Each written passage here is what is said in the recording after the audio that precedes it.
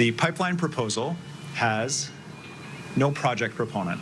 There is not one private company that has stepped up to say, if you build it, we'll buy it. If the approvals are in place, we'll build it. Not one. It has no route. Currently, taxpayers, through the Trans Mountain Pipeline Corporation, are funding the development of the route. Not only does it not have permits, it doesn't even have a route.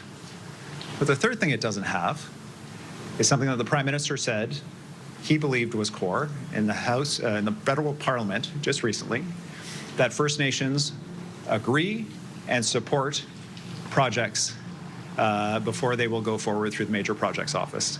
And this project does not have the support of coastal First Nations.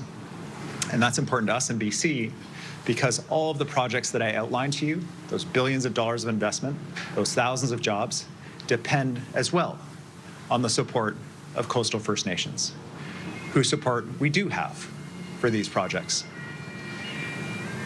There are significant additional components to this agreement that British Columbia will need to take some time to study and understand.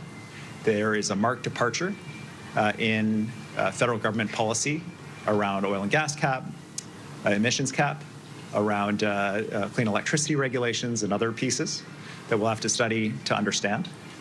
But the bottom line for us is that we need to make sure that this project doesn't become an energy vampire with all of the variables that have yet to be fulfilled. No proponent, no route, no money, no First Nation support, that it cannot draw limited federal resources, limited Indigenous governance resources, limited provincial resources away from the real projects that will employ people, provide the country with money that we desperately need, and provide investment and access to global markets to deepen our trade relationships overseas. So I will continue to advocate for British Columbia's interests, which I believe are also Canadian interests, in delivering as many projects as we can, as quickly as possible, to grow our economy and support people across the country.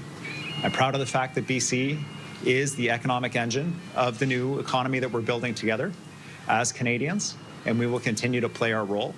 And all I ask is that every project across the country be evaluated against the same criteria. Do you have permits? Do you have a private project proponent? How much money is it going to bring in? How much are you going to raise wages and GDP for Canadians? And on those criteria, BC, far and away, leads the country. We will continue to do so, and we're proud to do so.